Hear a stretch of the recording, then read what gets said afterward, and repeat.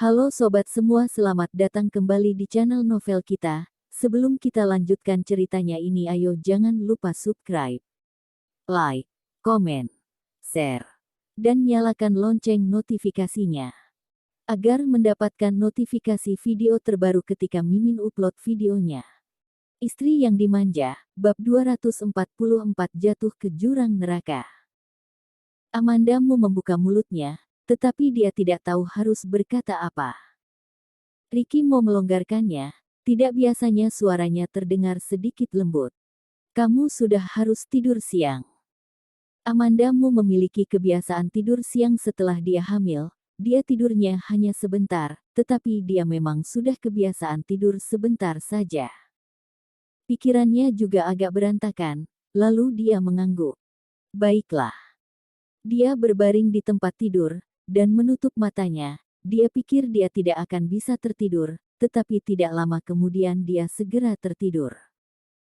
Melihat Amandamu tertidur, Ricky mau membantunya menyelipkan sisi selimut, bangkit dan pergi. Ricky mau menutup pintu dengan berhati-hati, dia berjalan ke bawah pohon jujube di halaman. Itu adalah pohon yang ditanam ibunya ketika dia masih sangat kecil. Dia tidak ingat persis berapa usianya waktu itu. Sekarang adalah akhir musim dingin. Pohon jujube botak dan tidak ada daun sehelai pun, bahkan tidak ada daun yang gugur di bawah pohon, karena para pelayan selalu membersihkan halaman setiap hari. Terdengar suara langkah kaki datang dari belakang. Kemudian suara Peter si terdengar. Orang-orang mengatakan bahwa kita memiliki hubungan yang baik dan sangat dekat. Namun mereka hanya melihat permukaannya saja. Mereka memiliki ketinggian tubuh yang sama, ketika mereka berdiri saling berhadapan, mereka terlihat seperti memiliki kekuatan yang seimbang. Peter si tersenyum, dan nada bicaranya seperti biasa. Kamu mengakhiri kontrak denganku hanya karena Amandamu. Dan kamu tidak ragu untuk membeli orang di situs web untuk membawa ritme untuk menjelek-jelekkanku di internet. Hubungan kita ternyata tidak lebih dari itu. Ricky mau bahkan tidak mengedipkan matanya, dia tidak bergerak sedikit pun. Kamu bisa menginjak martabatmu hanya demi Siskamu, kamu juga ternyata tidak lebih dari itu. Kamu juga tidak lebih dari itu. Kalimat itu menghantam gendang telinga Peter si dengan ganas. Ekspresi wajahnya menjadi sangat galak seketika. Mengapa kamu memandang rendahku? Ricky Mo masih tetap terlihat tidak berekspresi. Aku memang memandang rendahmu, jika kamu benar-benar ingin melawanku, langsung bertindak saja padaku, jangan bertindak kepada seorang wanita, terutama wanita yang sedang hamil. Siskamu bisa menyetir untuk menabrak Amandamu, itu merupakan hasutan dari Peter si. Dan karena insiden inilah dia benar-benar membuat Ricky Mo marah. Selain itu, mencari orang di situs web untuk menjelek-jelekkanmu, itu tidak perlu aku lakukan sama sekali. Setelah kamu meninggalkan media sending, kamu pikir kamu siapa? Kamu hanya Peter si saja, siapa yang tahu bagaimana orang-orang itu ingin melawanmu? Nada bicara Ricky Mo sedikit pun tidak terdengar seperti menghina, tetapi Peter si malah merasa Ricky Mo menghinanya.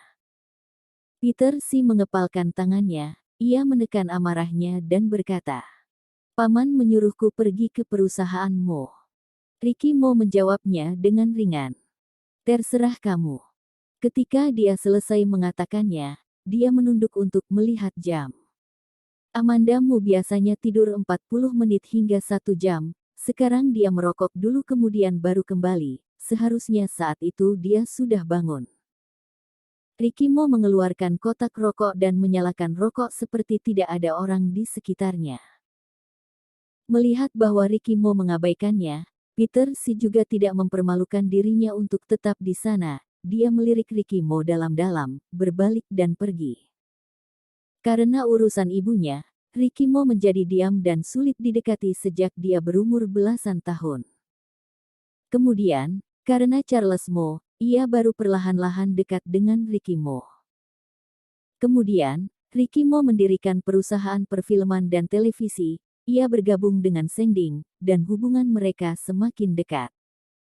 10 tahun yang lalu, dia baru dewasa. Meskipun dia adalah anak yang berperilaku baik dari masa kanak-kanak hingga besar, tetapi pada usia seperti itu, dia sedikit banyak ingin memberontak.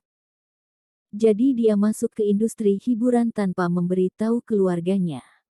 Pada awalnya, dia tidak banyak berharap, dia juga tidak punya tujuan, dan tidak menyukai profesi itu. Pada saat itu, dia juga tidak berpikir bahwa Ricky Mo bisa membuat media sending menjadi perusahaan besar. Banyak hal dalam kehidupan manusia tidak dapat diprediksi. Seperti dia yang awalnya tidak berniat untuk memasuki industri hiburan, tetapi begitu melangkah masuk ke dalamnya dia melakukan profesi itu selama 10 tahun. Setelah 10 tahun, media sending telah menjadi pemimpin dalam industri hiburan. 10 tahun juga membuat hubungannya dengan Ricky Mo menjadi lebih kuat. Tidak ada jika di dunia ini. Pada saat ini, Peter Si telah berjalan sampai ke depan pintu kamarnya.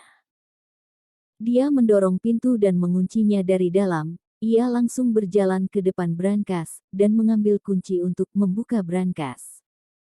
Di dalam, ada 2 laporan tes DNA. Dia tersenyum. Sudut bibirnya terangkat dan terlihat sangat dingin. Dia mengeluarkan 2 laporan tes DNA, pergi ke kamar mandi, dan membakar 2 laporan tes DNA itu dengan korek api di depan wastafel. Dia menyaksikan 2 laporan tes DNA yang membuat hidupnya jatuh ke jurang neraka dibakar menjadi abu. Ia membuka keran dengan tanpa ekspresi, dan membiarkan air membasuh abu hitam. Hidup manusia benar-benar sangat membosankan. Seperti dia yang telah hidup dengan serius selama 28 tahun, tetapi pada akhirnya itu hanya lelucon. Ricky Mo hanya menghisap rokoknya 2 kali, kemudian dia mematikan api rokoknya. Dia melirik ke arah menghilangnya Peter Si, ia berbalik dan pergi. Secara tidak sengaja, dia melihat bayangan melintas di samping setumpuk tanaman hijau. Ricky Mo berjalan mendekat dan melihat Charles Mo yang sedang bersiap ingin diam-diam kabur. Masih mau kabur? Ricky Mo sedikit menyipitkan matanya dan berkata dengan suara dingin. Charles Mo bergegas menoleh dan tersenyum untuk mendapatkan hatinya. Kakak sepupu. Untuk apa kamu bersembunyi di sini? Tidak ada. Oh ya. Ekspresi skeptis Ricky Mo memaksa Charles Mo mengatakan hal yang sebenarnya. Tadi aku lewat, aku melihatmu dan kakakku di sini, lalu. Dia tidak bisa menahan diri untuk bersembunyi dan menguping di sini.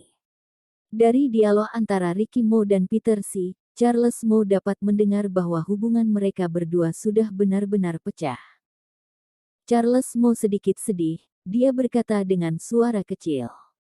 Mengapa kamu dan kakakku menjadi seperti ini? Bukankah kalian sebelumnya baik-baik saja? Ricky Mo tidak ingin mempedulikan pertanyaan Charles Mo, tetapi melihat wajah Charles Mo yang sedih, matanya sedikit berkedip, dan dia berkata, "Ini harus ditanyakan kepada kakakmu." Charles Mo menatapnya dengan wajah bingung. Dia juga tahu sedikit tentang hal di internet, tetapi dia tidak bisa memahaminya. Ricky Mo merasa setan kecil ini sangat menyebalkan. Namun, ia masih dengan sabarnya menjelaskannya kepadanya. Amanda Mu bisa masuk ke pencarian panas dengannya, semuanya diatur olehnya, kemudian, ketika ia dimarahi sebagai pelakor, itu juga diatur olehnya. Charles Mo waktu itu pergi ke tempat Peter Si, dia juga pernah membaca hal-hal itu di internet. Pada saat itu, dia masih bercanda menyuruh Amanda Mu bersama dengan kakaknya. Kenapa dia melakukan itu? Kamu harus tanyakan itu kepadanya. Ricky Mo tidak mengatakan Peter Si menghasut Siska Mu untuk menabrak Amanda Mu. Charles Mo masih terlalu kecil, meskipun dia sangat menyebalkan, tetapi dia adalah anak baik yang dilihatnya tumbuh besar. Ricky Mo menghela napas dengan suara kecil. Dia menyentuh kepala Charles Mo. Kembalilah ke kamar, di luar dingin. Dia berjalan 2 langkah ke depan dan dipanggil oleh Charles Mo. kakak sepupu. Ketika dia berbalik, dia melihat Charles Mo mengerutkan kening dan berkata, dia pernah pergi ke rumah sakit beberapa kali sebelum skandal antara dia dan Kak Amanda menjadi serius, tetapi selama waktu itu dia tidak sakit, dia sepertinya memeriksa sesuatu. Ekspresi Ricky Mo langsung menjadi serius, lalu dia mengangguk. Bersambung.